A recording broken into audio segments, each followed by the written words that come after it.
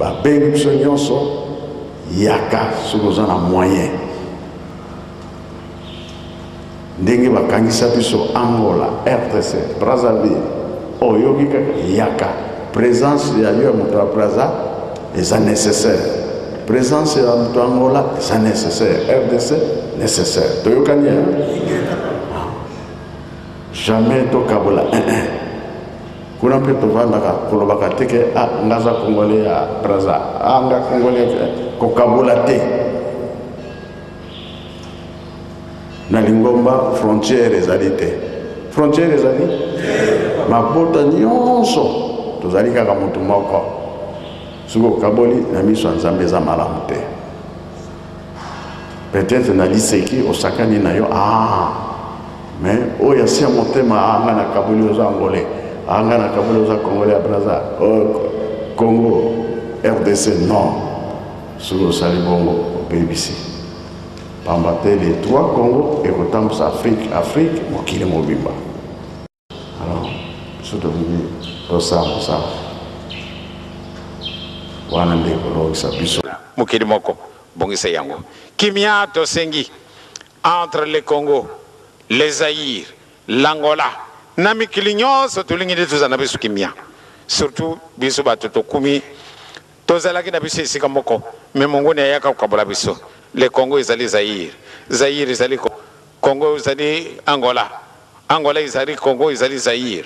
Tika te okumisama na kolo mina seko na njutu pe na milimu na biso kimia na kati na Afrika mobimba, Europe, Amérique, Asie na Matei.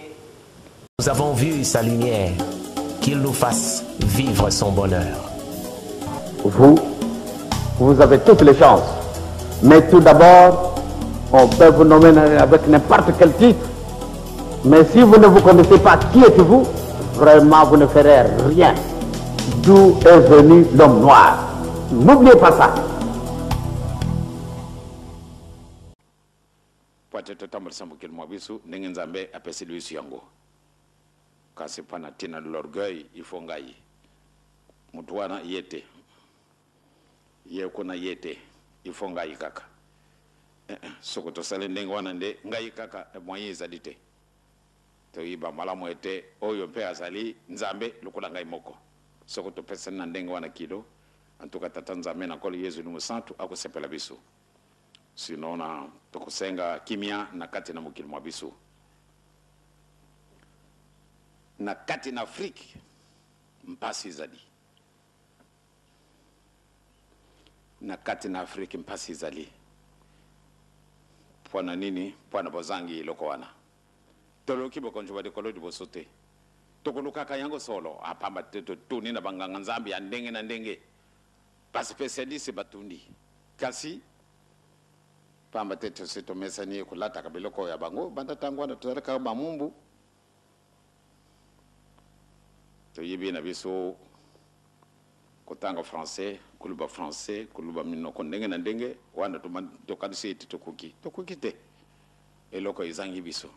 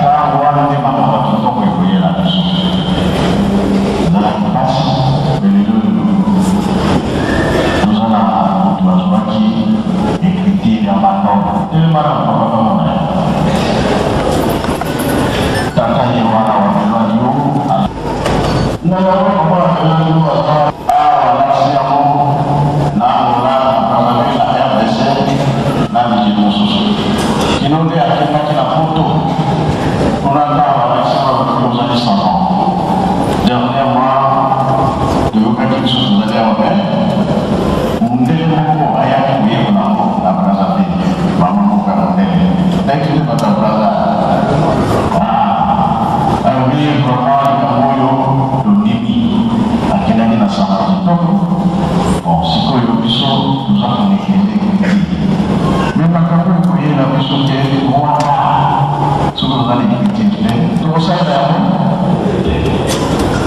toza konéglige makambo mingi parce que omoi motazo yango makambo wana ebandelaki na ndenge wana soki oza na epeti okosala biloko ya ndenge na ndenge papa malonga alobaki te basanga bazali c'est vrai mingi sikokosimaki me mingi oyo batikali toza konéglige bango ekambo ekokela ndenge nini nde tozosenga te encadrement po tozala na bayekoli mingi na RDC na Congo Braza na Angola esika nyonso motu mwindu azali ya koyekola sika azali ntango na biso nzambe aza kotala na biso me ntango to toza koloba me oyo bandimi tolanda batyola wana te waka toza nango etokozilamo na nzela misala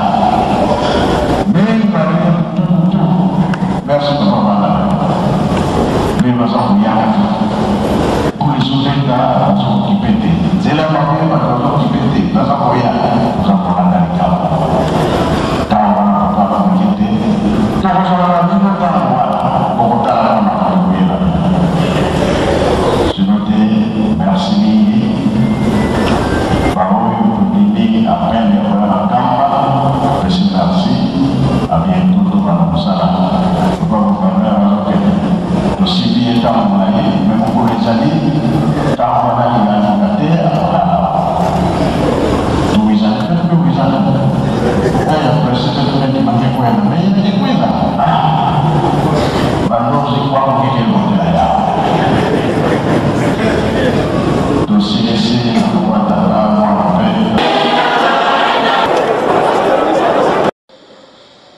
na kombo ya tata mwana pe tata molimo centre tokoloba mingi te na ba montre komi 15h10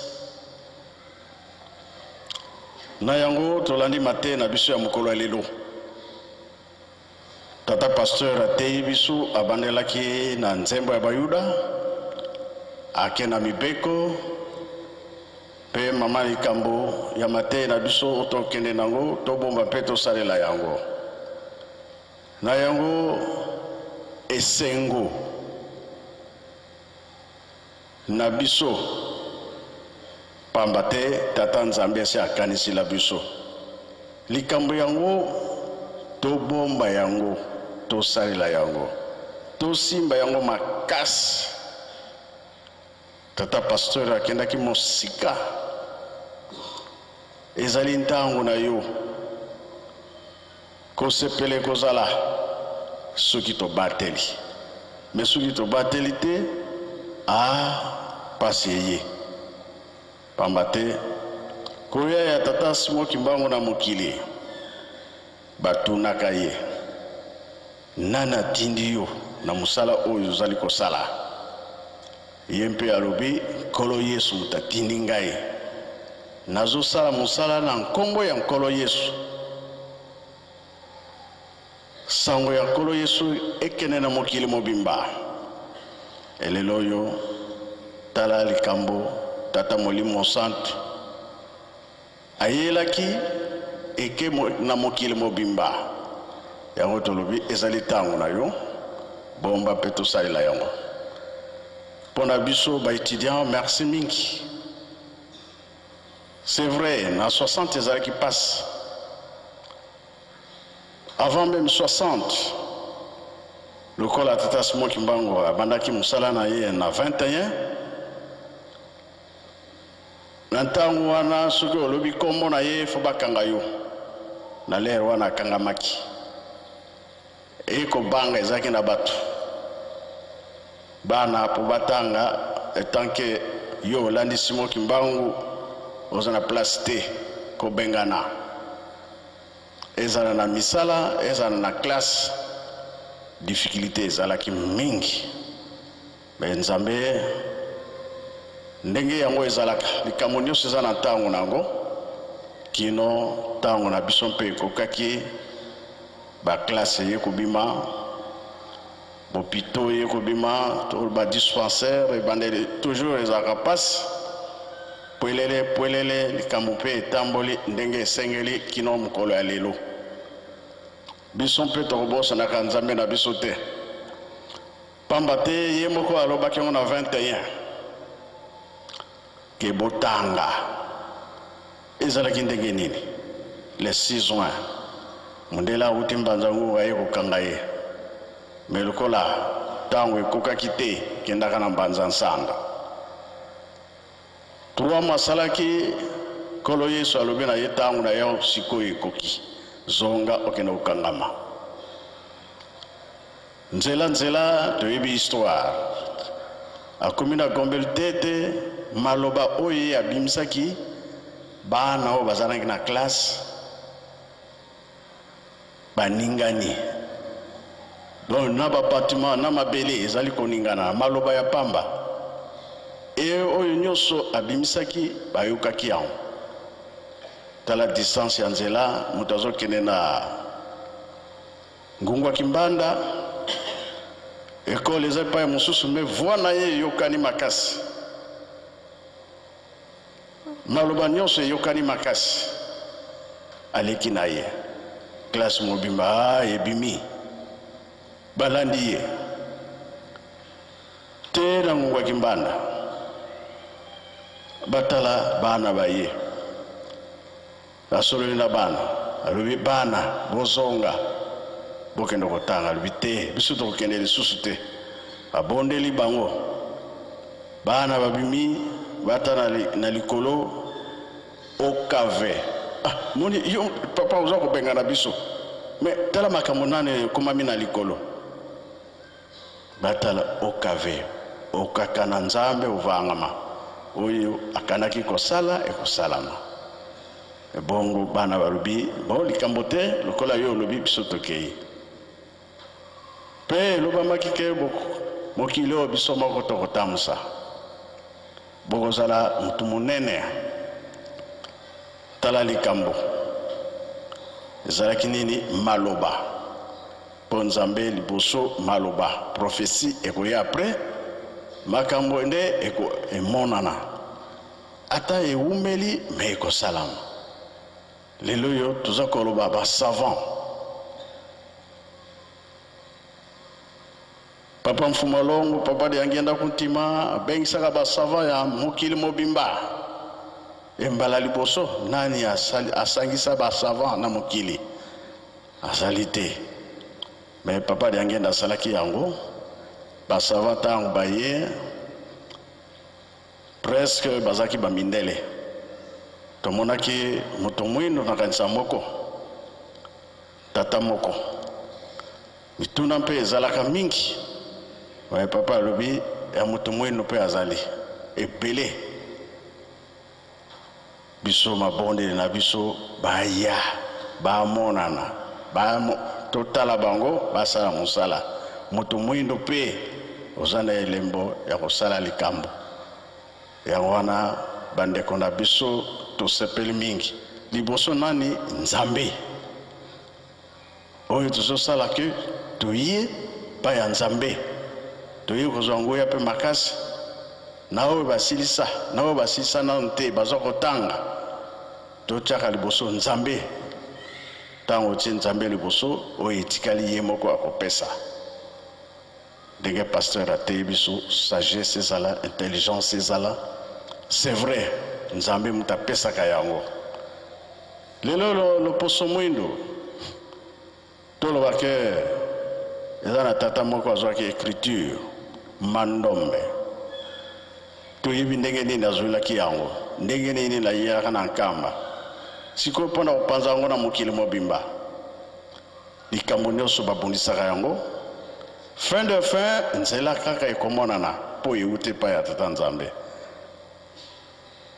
baoyo babandaki deja kosala misala na bango babandaki na écriture me likambo moko nayokaki na Kinshasa esopelisaki ngai eza tata wa Belwadio na tata professeur kuna na IPN baza na biso awa na mwana na biso ndeko na biso étudiant oyo basalaki kuna tata bamwini kiese alors sango wana ekena ngai nayebi te soki yango elekelaki ndenge nini soki moi malgré l'air ekei toyoka ata moke tata Biolojo soki azali soki ye moto akobenga ata professeur bao bazalaki kuna elekaki ndenge nini esengo nini ezalaki kuna na IPEN mpo nga deja naza au courant tata Biolojo azali moto bamoyiniki esi azali telefone nanu toyoka moke parce que ndenge biso nyonso baétudiant tozali awa makasi ya motu ntango bapesi yo likambo soda azongaka nsima te asali molende lisalisi quand même eyaki na tata professeur menga nalingi nayokela yango na ye moko pamba te nga mpe na commune lokola bino malgré nayokaki yango eza lukumbu na biso bato mwendo écriture ebimi tata Biolojo mpe gaikiti ketukweka tukilisaho liso defuidi nkokela situlaleki kaka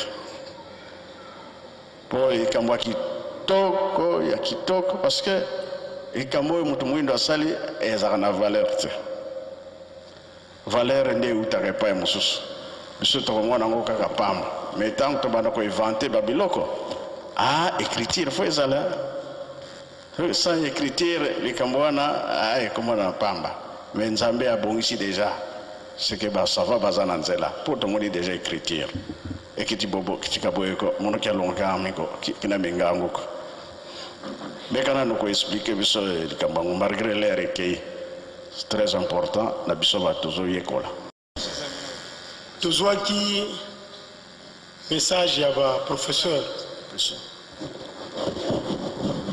bandimaki travail na biso ekota na IPEN esengelaki ndeko na biso bamunikiese à défendre écriture négro-africaine ya Papa Simon Kimbangu na département ya langue kasi ezalaki na ye difficile parce que ba professeur bazalaki koyeba te bakosoutenir yango ndenge nini parce que bamoniki ezali eloko ya sika eza na documentation te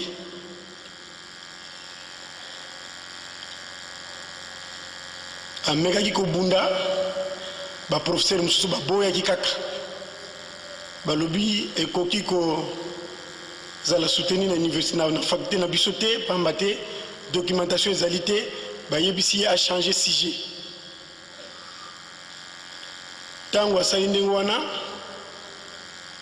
aye koyebisa ngai nga nalobi na ye meka kotrouve baprofesseur mosusu oexplike bango nani akoko ndima asalisa biso mpo travail na biso ekota kuna parce que soki ekoti mingi bakodécouvrir Papa Simon Kimbangu à travers écriture oyo monene na ye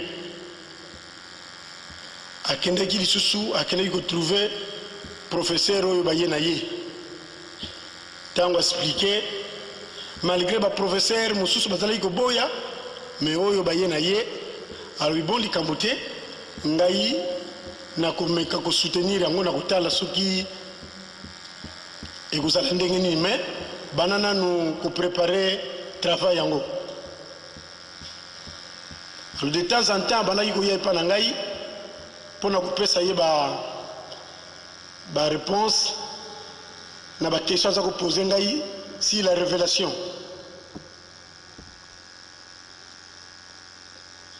na suka nango ntango travail esili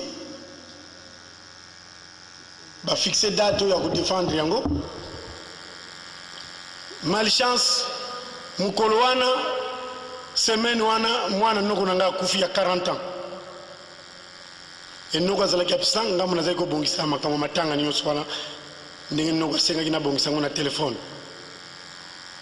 sikoyo date ya conférence ekoki babengi nga nalobi me naza na matanga sikoyo nakosala ndenge nini balobi il faut kaka ozala parce que baprofesseur mingi bazali awa bayebi écriture wana te yo fo ozala mpona kokomplete olakisa ndenge nini ozwilaki écriture wana mpe ndenge nini efonctionnaka heureusement avant 3 jours tango ya senga ngai contribution ngana lobi na kufeli cousine na ngai mwana noko ngam nazo bongisa makamunyo so vraiment na kokate benga na nkamba papa salisa biso parce que ko défendre senga ka foko za na moyen nde to benga gina nkamba papa merci beaucoup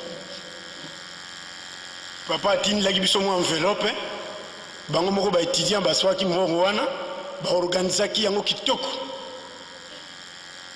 Alors tango balobi salan no ki parce que lelo il faut défenser ezala mais il faut zala compte tenu ba préoccupation na koma ki mwa muke na retard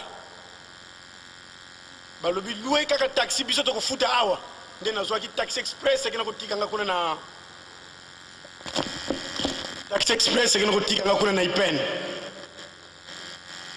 Même chauffeur taxi tant on a commis à Kamaki parce que bah étudier bah ego c'est la tina porte il y a entrée il y a Ipen et tant on taxi est commis bah étudier bah zo la taxi le la président République a commis bah tout nyonso bah zo kama bah étudier nyonso bah zala iko kama pona ko tuna mais makamuni nyo nani oya yao bon voiture zo kene mais bango nyonso bah zo la mbango na sipa qui te commissaire tant on te commis bah professeur c'est la ngana dans una zuma écriture yo ali révélation ya Simo Kimbangu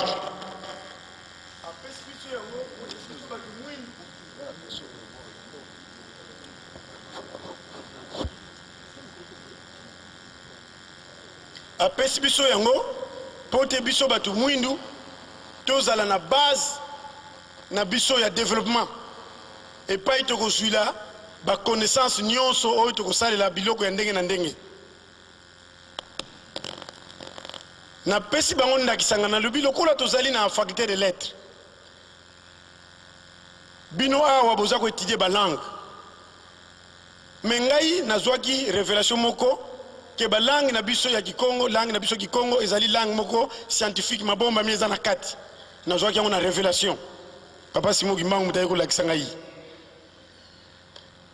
ayebisi ngai tala na kati balanga na biso okomona mabomba mieza kuna mais ezali ba mabomba moko scientifique na base écriture négro-africaine okoyebela yango nde bana na zwaka révélation wana na bana ko étudier kaka balangue na biso Kikongo na zako étudier langue na biso Kikongo Kintandu Kindibu Kiyombe na zako étudier et tina yako découvrir que ya solo za balangue scientifique nazolo bango na kombo ya Nzambe papa Simo Kimbangu mutaye ko yebisanga ke mabomba meza na balangue na biso liye kula yango mais ayebisa ki ngai teke eza na langue boyi kaka lobaki na balangue na biso banda ko yekola yango na bandi ko yekola nde na yebisa ki ba professeur tala mabomba meza na balangue na bino na la langue na biso bino boza na département de langue mais mabomba mi wana mingi boyebi yango te na lagisi bango na lobi na komi ngabi na yebisi bango ngabi écriture mando meza ba principe mi balé principe de miroir na principe optique mais tant on a joué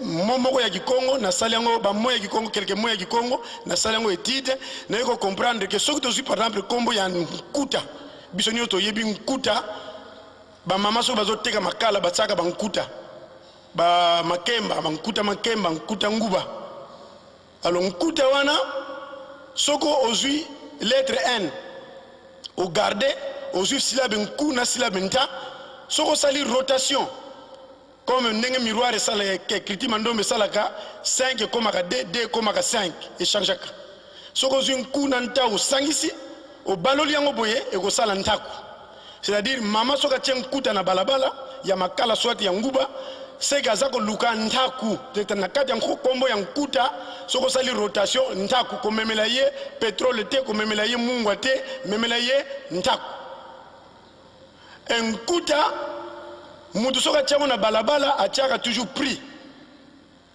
yango nde babengaka ntalu na Kikongo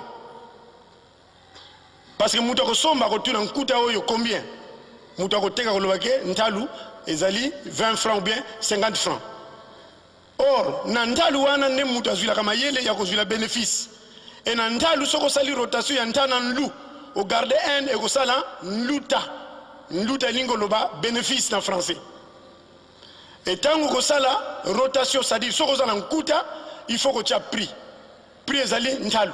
Ce que ça n'entalu, ça la maïele parce que n'entalu que sur la bénéfice, il y a une basali rotation, luta.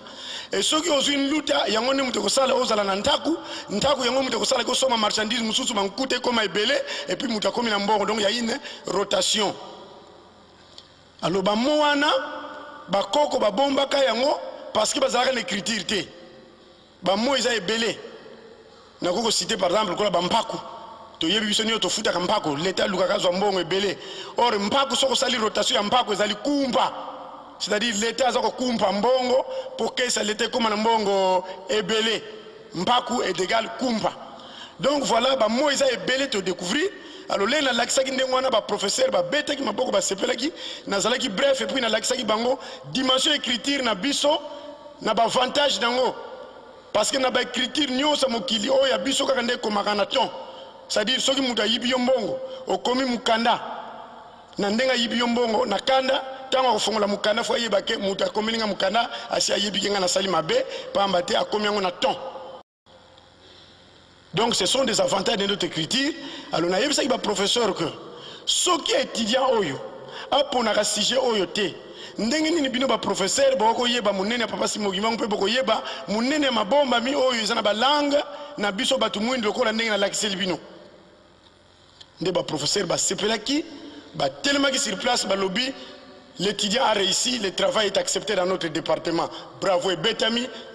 Yambani wana de tukeneko melamo ba koka. Voilà ndenge lekelaki professeur, merci beaucoup parce que notre souci que le monde entier découvre Papa Simogimba, les actes de puissance de Papa Simogimba, parce que l'homme noir demeure un rebut de l'humanité par manque de connaissances, alors que les connaissances viennent de Dieu. Et Dieu, c'est Papa Simogimba qui s'est fait homme pour nous révéler les choses cachées que nous les Noirs, nous ne savons pas découvrir. Et comme nous avons notre Dieu, Papa Simogimba, nous qui avons compris, nous avons essayé de mettre notre sagesse pour que Papa Simogimba puisse demeurer avec nous en nous révélant les bonnes choses. Et c'est ces choses-là qui vont faire de nous de véritables partenaires du monde. Et nous l'avons déjà démontré à travers le monde. Et le travail de cet étudiant, nous souhaitons vraiment que vous puissiez bien l'encadrer et faire en sorte que de votre côté aussi vous puissiez organiser des conférences sur cette écriture à partir de ce travail, afin que les autres étudiants de différentes universités découvrent la grandeur de Papa Simogimba à travers ce travail que l'étudiant Bamouinike a réalisé. Merci beaucoup, professeur.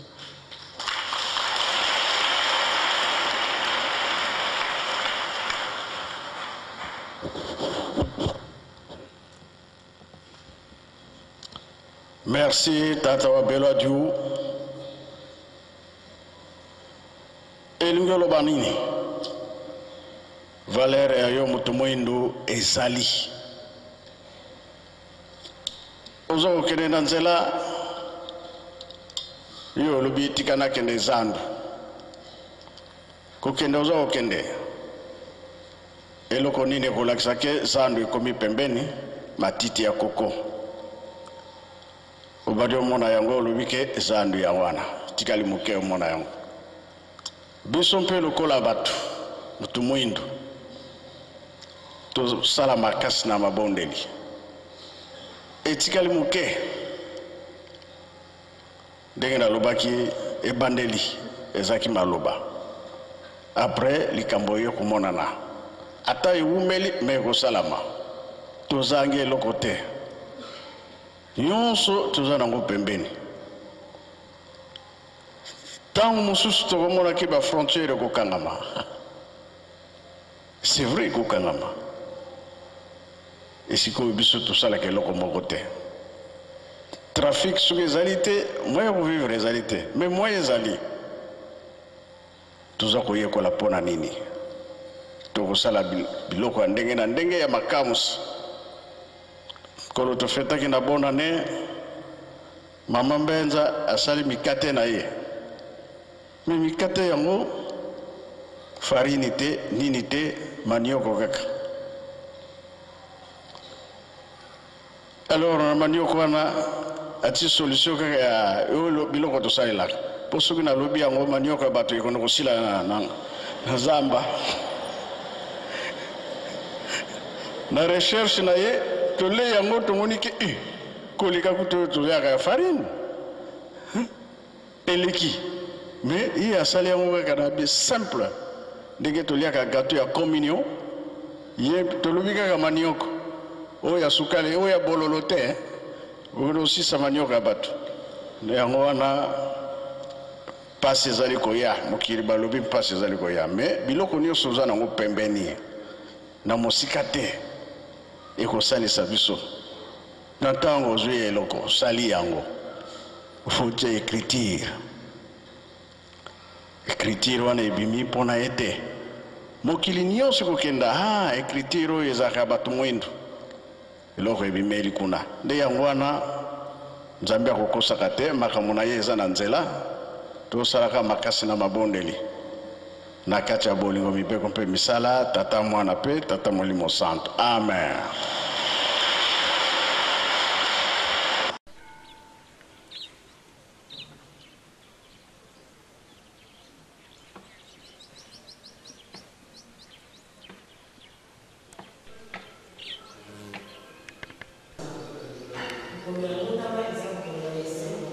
osopela biso mapamboli boyokani mpe bomoko emonana kati na biso solo tozali bato na mabe na biso yo bosani yango te kasi yo kolimbisaka biso ntango nyonso mpo tozali kaka bana na yo esengo ya mokolo ya lelo ezala na biso libela na libela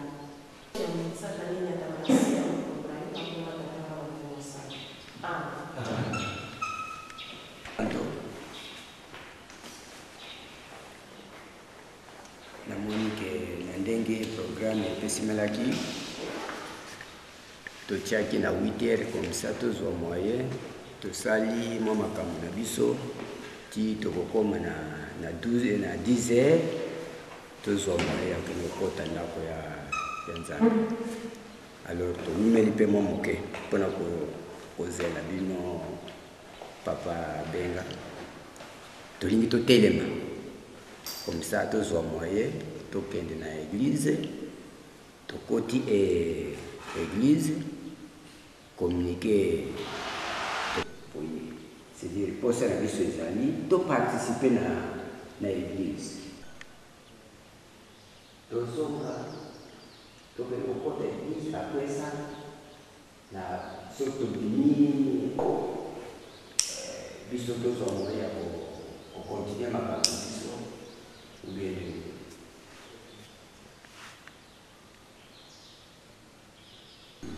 parce que le programme ndenge ezalaki établi soki nakutanaki na papa David te na oyeba teke ezalaki 8h me nga nalaki loge na eseka me na eseka wana namonaki ke condition ezalaki malamu te nasengaki bachange nga yango batinda nga na ndako ya papa Kisolokeli kuna nde nazalaki nde kote kuna na papa Kisolokeli na 8h avant 8h ntango basala parade nga nazalaki wana nazalaki na escalier ya église nafandi nazotala ndenge papa epesaki ngaki 8h ale nazalaki wana ntango namoni parade esili papa akepesa déjeuner kuna ale nga mpe nake na restaurant ndenge nini nga na ye tokomi retard bon mpona kokende ça dépend ndenge majorité ekolingela papa apesi ide ke tokende alors tokomi na deux possibilités soit tokende soit tocontinue alors il faut peut-être je vais être clair et sincère. Je crois que les loyaux n'ont tozali kokumisa mbotama ya papa Kisolokeli. Donc je crois que ndenge tosalaka ke nzambe apekisaka ba réunion ba activité mususu na mokolo yenga parce que asengaka que mokolo yenga ezala entièrement consacré na ye na ba activité na ye. Je crois qu'on peut se retrouver le soir pour au Salah Réunion d'Abisso, mais à l'unisson avec toute l'Église, Tokumisa Mokolo Oyo Yambotama et Papa. Je ne sais pas ce que vous en pensez, mais mon idée, c'est celle-là. Parce que les autres, ils allaient un jour ordinaire, mais un jour extraordinaire, dédoublé, et afin la centenaire, la fête de la centenaire. Mon idée, c'est celle-là. C'est comme l'a dit Papa Benga, si l'idée qui se dégage de la majorité est différente, et moi j'ai donné mon point de vue. Voilà. Il est temps que l'observateur soit dans le gouvernement. Un niveau souvent, il y a un moquet, il y a un pasteur de l'éveil. Il y a comment capé. Il y a une recherche scientifique et puis littéraire. Dans mon journal, il y a un mot de papa. Il y a aussi historique, il y a un mot de ça. Où ils ont sangé ça. Papa David na yo kaka ina lukake na mona kiti mais leo na mona papa ba pesa nga azana na poto et papa baza ti ile rai na juni numéro ne papa docteur Living ti na juni na côté contact occasion se permettre na mona pe bande ko peut-être na mamu si atata nzambe ezape journée yo ezala historique tozaka na likambo moko raconte oyo esangisa ba discipline nyonso bien ba groupe oya mike tout ça est loko moko commun na kanisa za toujours idéal, nous ne sommes pas à côté tout ça na kati ya likambo pour na mikande comme m'appelle naissance de loko yo mukolo papa qui sont que la botamaki nanga na kanisa nanga bola tozwaka 1 heure habito o mena mingi te 1 heure peut-être on attend que l'église te repère de nouveauté.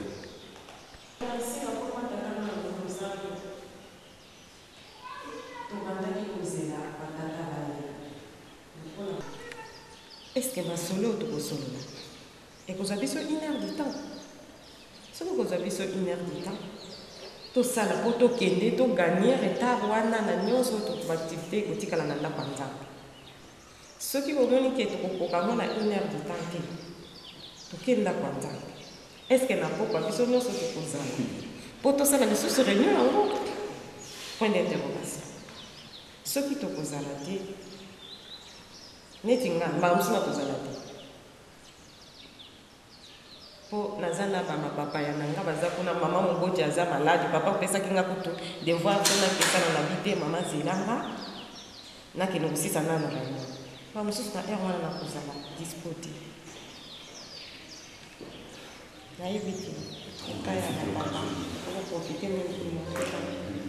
Merci beaucoup. Malobaba papa na maman balobi depuis ya solo. Soki ezaka mosala ya Nzambe, lokolo tokutani awa na kamba toyebi ndenge na contre temps ndenge ezalaka. Parfois balingi mosusu tosololaki na bango ke baya tokutana bamonani te. Soki tolobi ke toya kozo toyebi te mpo baoccupation ekozala. Nyonso oyo ekokontinue kaka mosala ya tata Nzambe. 2 heures, 3 heures, tout aucun autre récupérer la montagne. Mais les actifs, tout y a besoin de sous. Boyer bien la mission va te faire bien.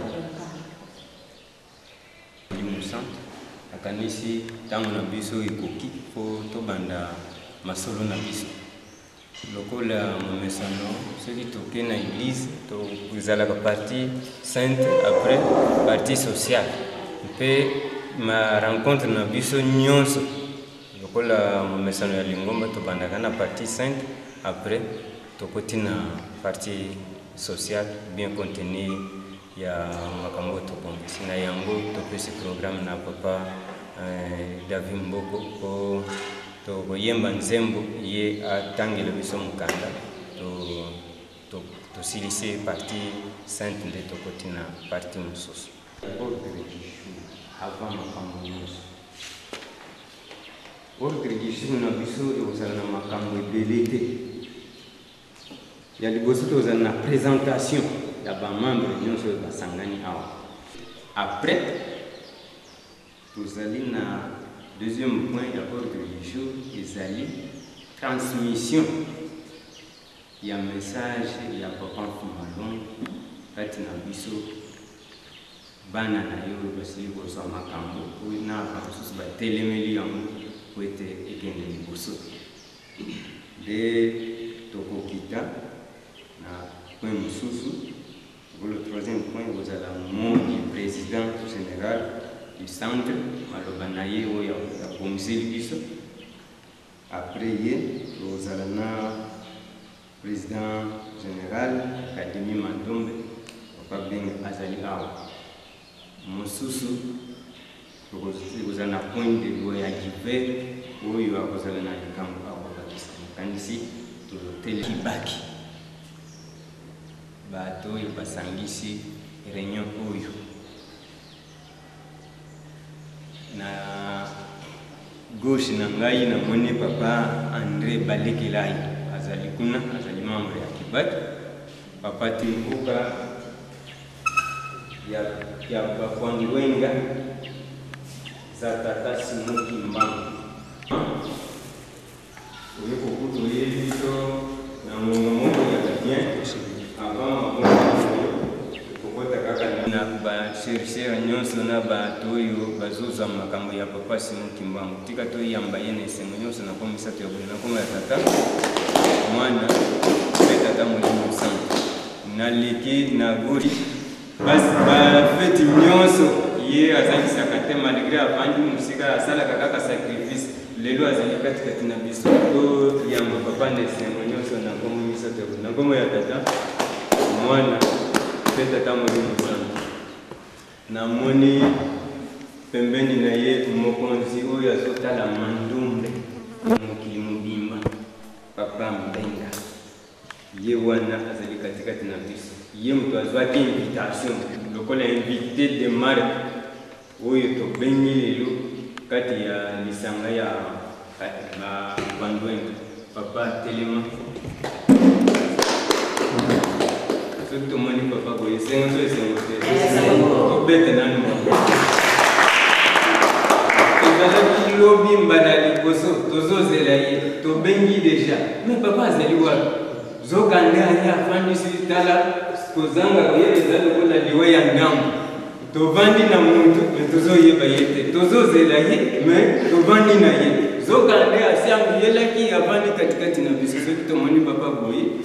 Tondi na esengo na biso pesa munene ndenge ya ko exprimer yango exacte nakoma ya tata mwana tata molimo papa Vanda ya centre de recherche scientifique kimbangiste ezali papa révérend Nzaki Mungu papa alimusa biso telema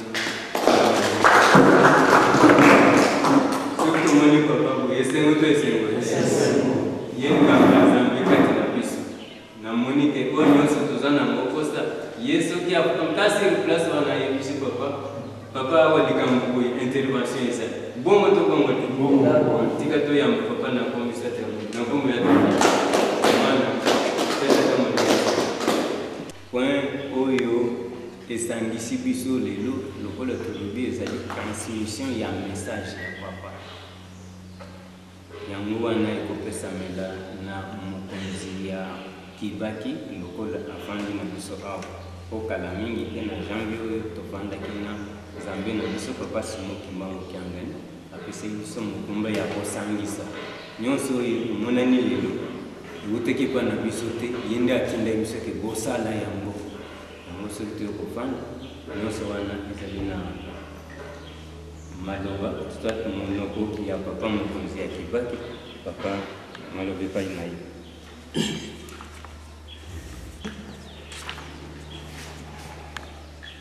na kombo ya tata mwana pe tata molimo santo tokoumela te kasi nalingi na lakisa bino oyo babengi Kibaki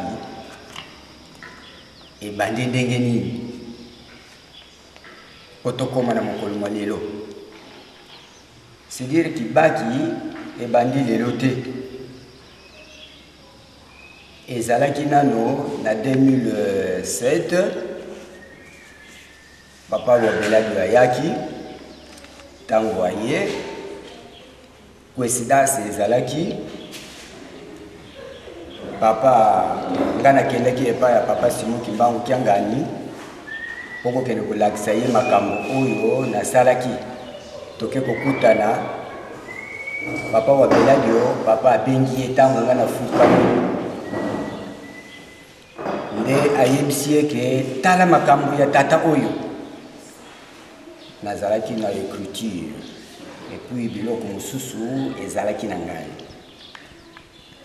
bokende bosala kasi vi ke biso tozalaka na mbanza papa wa Beladio atikaki ngai alobi yo nakomema yo te koza na charge monene yo tikala awa na mbanza comme ça moko oyo akozala awa pozwa moyen ya kosangana alors eloko atikala kopesa biso afongolaki nano académie de recherche kibangiste mais salaki te mpona nini mwa badésordre ezalaki alukaki kaka moyen ndenge nini lisanga oyo akoki kosala yango ti papa wa Beladio azongaki na Kinshasa na 2007 ntango azongi na Kinshasa aye lisusu mbala mibale tofandaki soki aye na makambo na ndongombi akoya mpe asangisi biso tozalaki biso misato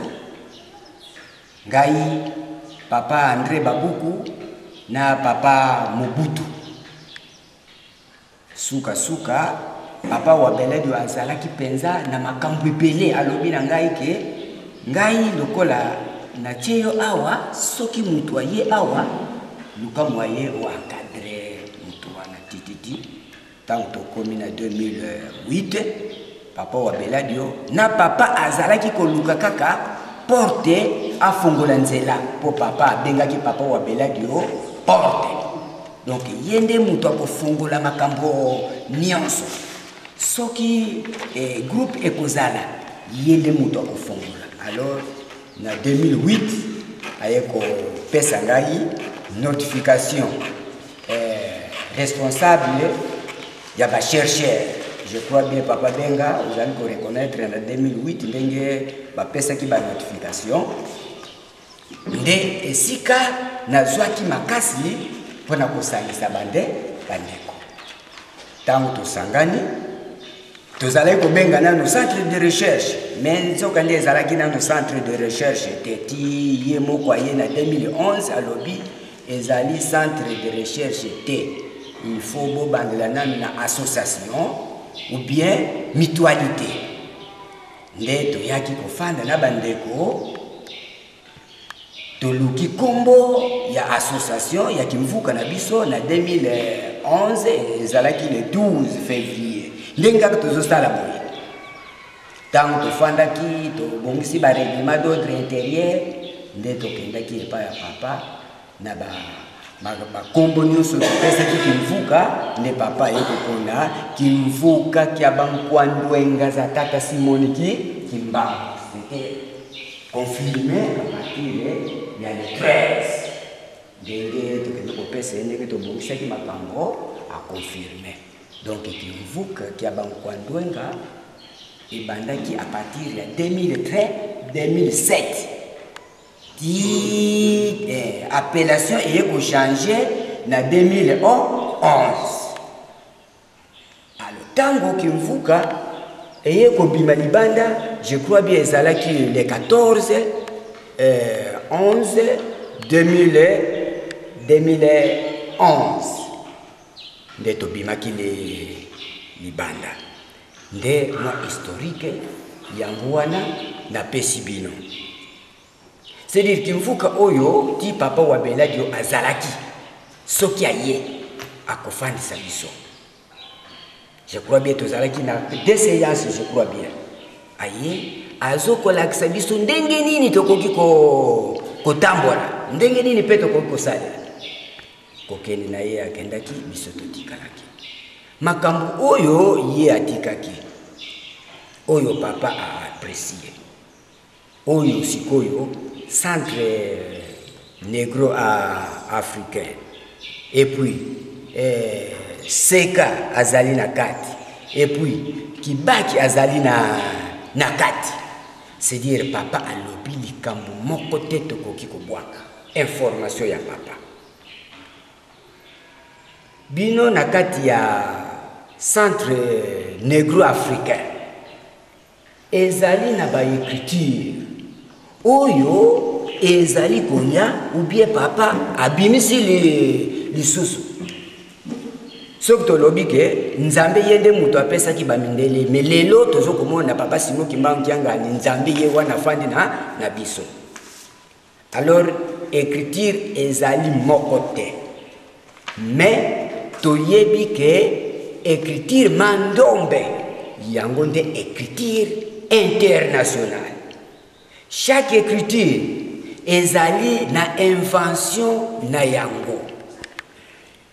Yami bale, c'est-à-dire soki ba écriture ezali te, donc ba invention pe ezali te. Yango papa monaki ke likambo wana ebetisa bino mabaku te. Bengela ngai papa benga oyo atikalaki mokumba ya papa wabelagio. Bengela ngai papa directeur bozala ensemble. Y compris coordinateur Yaseka, malgré tout aza absent. Alobaki soki asilisi, soki akoya kukuta biso sava, mais soki akoya kukuta biso te, tokopesa ye rapport ndenge tosaleli makambo. C'est-à-dire ezalaki sikoyo kibaki ye moko azali kobunda, mais papa amoni ke likambo emati nzete. Yango afongoli centre de recherche. Awa biso papa révérend Zaki tozalaki koyoka ye kaka. Mais nalandi liloba papa alobaki tango nakei kopesa ye règlement d'ordre intérieur et puis organisation na biso oyo to organigramme to salaki to tie papa Simon Kimbangu ye président na organigramme na biso ya lobi te ngai na kopesa bino mutu. Alors nzambe bapusaka ye te pe nzambe makambo ne oyo asalaka mutu moko ayebaka yango te. Lelo publier biso nyonso je crois beto yebi na église Kimangisi ke bafongoli centre de recherche. Mokonzi batie kuna papa révérend Nzaki. Alors ndenge toye awa na bino bato ya sena mandobe na bato ya seka na biso kibaki. C'est-à-dire batie biso liboke na liboke wana makambo oyo ezobima na bankwandwenga. C'est-à-dire yo mutu oza na sena mandobi yebaka ke oza na devoir makambo wana il faut tokomela yango d'abord na mandobi baécriture wana ekoya il faut tokomela yango ndenge tozoyekola bino bato oza na kokia écriture. C'est-à-dire tozwa yango tosimba yango na maboko mibale. Yango wana information papa directeur ezalaki na biso oyo papa alobike bobengela ngai bato wana bofanda boyokana bosala mosala. Nakanisi ekobetisa bino mabaku ebetisa bino mabaku te bozwa yango. Chaque écriture oyo ekoya ezali na makambo nango. Nakanisi baécriture ekozala bacode, donc il faut to protéger yango.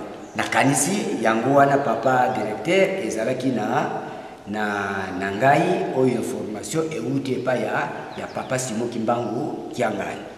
Koyoka maloba ya mokonzi ya Kibaki. Merci. You m'excuse. Ngai na uvanda na ngane to vandi eza masolo makambe hotel masugi pour se présenter de façon quelconque les amis. Merci. Année Bozu initiative et qu'on nous retrouvait tout ça là qui déjà d'ailleurs je crois au mois de janvier ou décembre, parce que comme je l'avais dit beaucoup de gens à Wati. Initiative et recherche, Ezali et Ezalaka déjà dans l'église. C'est vrai, en ce qui concerne Mandombe, Nazaki est assez proche. Mais qu'à un certain moment, l'activité dans les écoles permet d'être très près, il n'y a pas de la beauté. Mais Ndenge Tosolaki a interrompu avant que la réunion formelle des mandats. Papa Obeladio, dans son évolution, sur le plan, il y a contribution intellectuelle, matérielle, ça qui est toujours assez proche. Ce qui fait que, pour l'évolution à Mandombe, Nazalaki au courant. Il disait donc que la pratique de la recherche existe déjà dans l'Église. Ce que Papa vient de faire, c'est ce que vient de dire Papa Simon tout à l'heure. Il faut toyeba qui fait quoi, à quel niveau il est, et n'engenini et tout comme Melali Kamango, Papa a au courant, et que tous à la cadre, où ils allaient permettre les bisous et à confronter les résultats de bisous avec le monde scientifique international. Parce que, voyez-vous, même pour le Mandombe, je crois que pour Mandombe et Zouapenda en pleurs, il a fallu que Papa Wabeladio sorte de l'extérieur, que des ministres, des gens d'un certain niveau scientifique apprécier Moussala Naye, qualité Naye et apport de Moussala Naye sur le plan scientifique dans le domaine il y a recherche, il y a langue, il y a écriture pour et il y a importance à travers le monde. Moussala Naye est comment qui est connu et apprécié dans le monde entier. Bon, les textes là, la nomination, Nangai, et de là qui fait au mois de novembre, au mois de décembre, et je suis venu ici. Dès que la recherche Ezali Mingi dans des divers domaines, en dehors de Mandombe Ezali connu, Ezali sur le plan théologique, sur le plan scientifique, la recherche Ezali. Donc notre rôle Ezali à regrouper. Mais avant de les regrouper, il faut qu'il y ait Bayango. Où on fait quoi? Qui fait quoi? À quel niveau il se trouve? Batunius Touana, Bazali, il y a ignoré. Parce que tant pour structurer centre de recherche, il faut que selon ses capacités, à prendre part dans l'organisation, la construction et l'évolution, il y a centre. Il y a un niveau d'église, ce n'est pas une petite chose. Il faut que un texte de niveau, c'est-à-dire un statut, un règlement.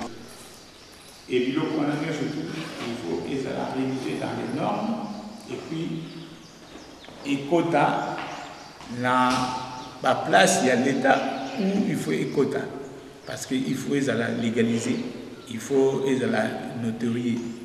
Parce qu'en base, c'est un texte, il faut permettre de quota par-ci, par-là, au niveau du ministère de la Recherche, bien entendu, de l'Éducation nationale, au niveau, il y a un centre de recherche à travers le monde, pour créer une collaboration.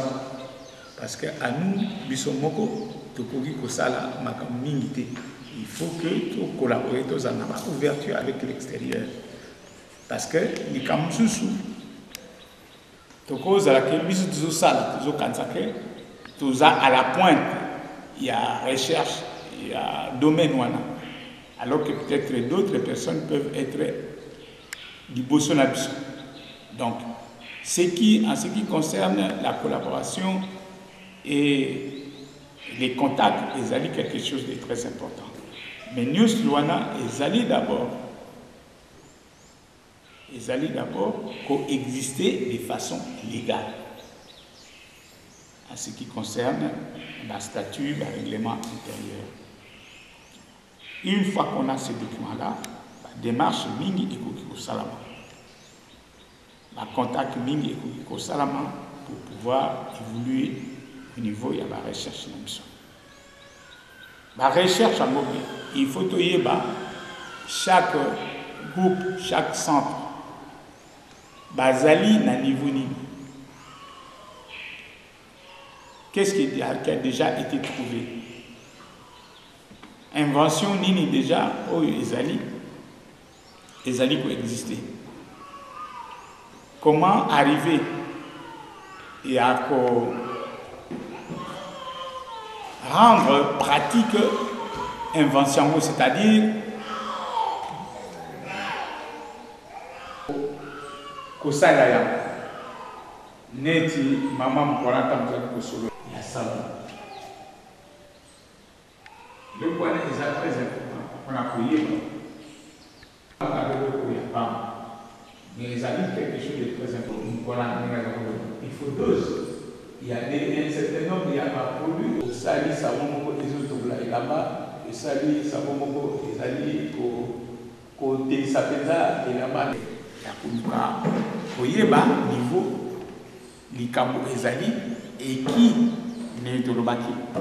Au niveau, il y a des étudiants ou des anciens qui ont commis déjà dans le monde du travail, comment pour contribuer dans l'Ikamouya Nengwana pour améliorer. Et puis, sur le plan technique, tout concrétiser par des réalisations. Finalité, il y a au sala biloko. Au sala et l'eau. Oui, ça peut être un jus, ça peut être un savon, ça peut être. Ou ça peut être, comme à un moment donné, il y a un loco qui n'existe pas. C'est-à-dire une véritablement invention. Où ils allaient que dans le monde, et loco est béni, et pas bâtiment. Parce que jusqu'ici, ce que nous faisons, ils allaient la reproduction des choses que bâtiment. Or, dans la recherche, nzambe akolakisa na moko na biso eloko moko oyo na mokili eza nanu te ezali nécessaire mais biso bato na kati ya mokili toyebaka na biso te ou eloko moko boye ezali eloko moko kaka ordinaire mais ndenge oyo tosalelaka yango eza ndenge wana te. Par exemple, aujourd'hui, nous avons un mode, par exemple, il y a couture à Milama Kalatoye. Mais nous avons inspiré une autre façon, il y a présenter et là-bas, un modèle, par exemple, on a maman, ma baya, on a modèle, maman, mais Nzambe a inspiré un modèle moko ya kotongela lamba qui n'existe pas. Mais le coup ils ont né où tu vois tout ça. Mais toujours faut-il que une des choses principales qu'il faut savoir, c'est se connaître et faire l'inventaire et pour approfondir le mode et la recherche.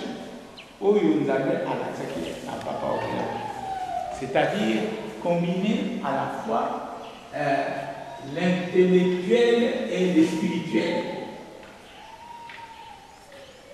Spirituel, l'intellectuel, il faut qu'il ait parce que papa y avait la Azaki pour le midi. vide pour Nanini parce que liaison spirituelle est allée couper. Liaison spirituelle est allée dire. Liaison spirituelle est allée contact oyo mutu azalaka nango na nzambe. Biloko mingi omonaka tomonaka na mokili awa okoki kosala eloko te soki balakisi yo te. Sikoyo na liaison spirituelle eza mibale. Il y a liaison spirituelle na liaison parallèle. Liaison spirituelle oyo nzambe alaksaka moto. Liaison parallèle oyo Satan alaksaka moto. Différence nango nini? Papa dernier naza koloba biso tokosala biloko nini? Papa Godi répond. Est-ce que vous pouvez imaginer dans le monde actuel voiture et zalako et comment est-ce que vous pouvez imaginer ça? C'est-à-dire une œuvre sous inconvénient. Une œuvre sous inconvénient. Que des avantages. Si on a mozo mais là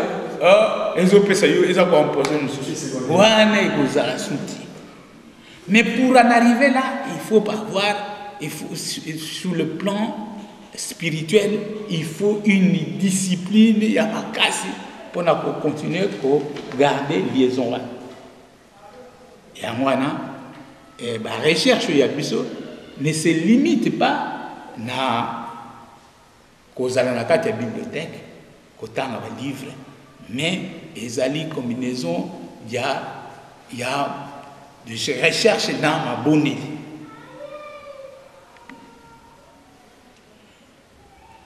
C'est une autre façon de pouvoir travailler. Ce qui fait que quand on organise un centre de recherche, cet aspect-là, il y a ma prière, il y a ma béco, doivent être intégrés. C'est la seule possibilité qu'on a pour pouvoir franchir les obstacles. Comment on a du génie et chercher en vrai. Donc, on y surtout exalé. Il y a un monde où toutes choses préexistent. Nous avons à la Salayamukaka, bouilli.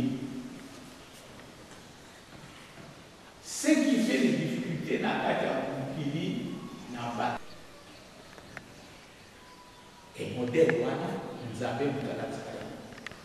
Nakasa, tout à ce qui te suit, dans Exode chapitre 35, versets 30 à 35. Au bazar la Bible,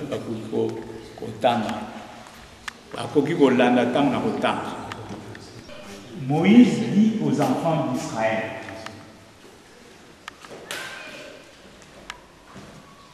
sachez que l'Éternel a choisi Betsalel, fils d'Uri, fils de Hur, de la tribu de Juda. Il l'a rempli de l'esprit de Dieu, de sagesse, d'intelligence et de savoir pour faire toutes sortes d'ouvrages. Il l'a rendu capable de faire des inventions, de travailler l'or, l'argent et les reins, de graver les pierres à enchâsser, de travailler le bois et d'exécuter toutes sortes d'ouvrages d'art. Il lui a accordé aussi le don d'enseigner, de même qu'à Oholiab, fils d'Alisamak, de la tribu de Dan. C'était tous les ouvrages de sculpture et d'art pour broder et tisser les étoffes teintes en bleu, en pourpre, en cramoisi et le fin lin.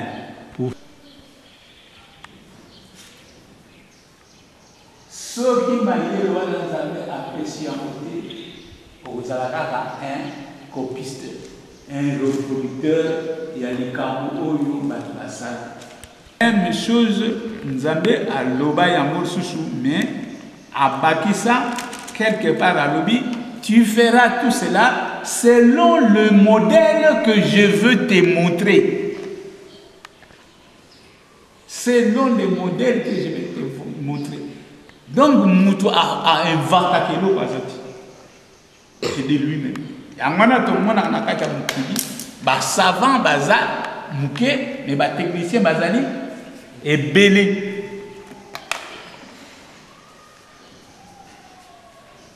Donc, nous sommes tous nous sommes ordinaire comme enseigne un professeur d'université à Kegananda et il prend quelques manuels, il fait un cours, tout ça. Mais un travail ardu, dur, qui va demander beaucoup de sacrifices et de privations. Mais Ezali, Ikabo Nzabé, Ezali, volonté Nzabé, parce que Nzabé, à travers nous, Ali kolakisa munene na ye na kati mukili. Ali kolakisa la place na ye munene na ye place ya mutu mwindu parce que mutu mwindu jusqu'ici a yebani na kati mukili ke aza na ye rien musala ndika ko copier ko landala batu alata ne bilamba ba chinois banane basalakaye alors que sous un coton nous avons de l'or du diamant le col tozaka toujours à la remorque des autres bango même ba fixera biso ba prix ya biloko ya biso moko pour être comme voilà. Bon, j'ai trop parlé mais c'était pour dire que tozali na musala moko munene ya kusala. Et Moussala Yango, pour réussir encore, nous avons une discipline interne que nous faut Azalana Yango. Sur le plan matériel, il faut que nous fonctionnons de façon légale aussi. Non pas à Kanakati à l'église, mais au niveau de l'État, tel que ces fonds institutionnels, surtout humains, dans le monde. Merci. Général et centre de recherche scientifique qui mangiste akanisi bisonyo sotoyoki awo toleki malamoko na président général académie ya écriture mandombe papa malobe pa na yo kombo tama na peta mo santo pona likambo yesi abisaka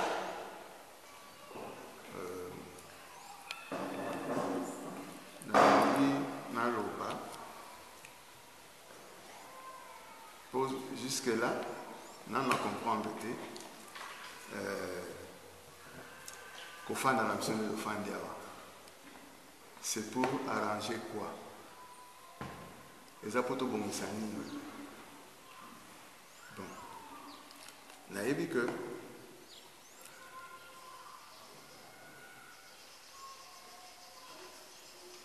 que la recherche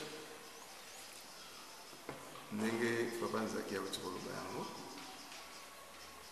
biso awa kosangana na biso tosangani eza mpona nini papa Simon auti koloba awa ke ye azwaki mission ya kosangisa bato oyo baza kozwa makabo epai ya tata Nzambe, c'est-à-dire moto akoya te ou bien tout sur la recherche. On lui donne une ligne de conduite, soit comme ça, soit comme ça, soit comme ça. Non. C'est des personnes, papa Simon Bimba, ça pour Naki, que yo, na pesio, salaka de Kamboboy, salaka de Kamboboy. Et l'encadrement, centre d'encadrement, il faut botama. Tokoki kozala déjà, tokoki kozala langage moko donné.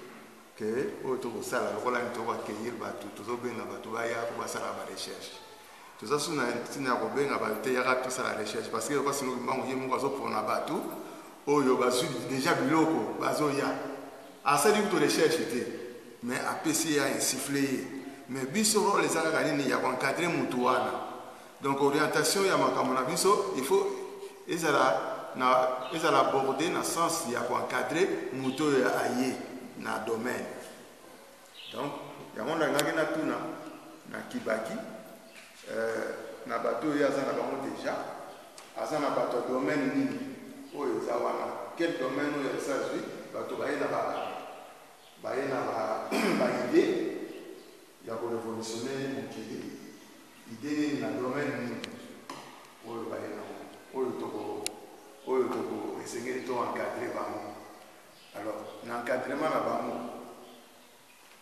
directeur général aza wana ye akozala na devoir ya koluka ndenge nini toyoki koencadre moto oyo mpona bakisi na ye oyo ye azwi ekoka kozala enrobé dans le sens ya kokomisa yango kolongola yango matiti ekoma produit. Donc eza nde tâche wana soki lelo meme kibaki tâche aza nango nde yango wana toza so na batâche te ke tozwi motu tolakisa ye ndenge nini okoki kosalaka ndenge nini okoki kosalaka motu na motu soki papa sinoki mbango apesi ye likambo na ye apesaki na mibeko yo kosala boye te kosala boye te kosala boye te kosala boye te et il est obligé de respecter bamibeko oyo bapesi ye. Donc c'est dans ce sens là que nous devons orienter notre débat. Pour un premier temps je m'arrête. Merci Koyoki. Nakanisi avant toleka na mutu mosusu oyo akozala na likanisi tokopesa mwa éclaircissement soit quelques exemples. À côté na yo tozali na papa André ye nzambe alevele ye makambo oyo ezali kaka na écriture ya mondomo ndenge bopandi na ye wana. Nakanisi soki bovandaki na papa George ameki soki bosololaki na ye akokopesa yo ata mwa briefing ya makambo ya papa André.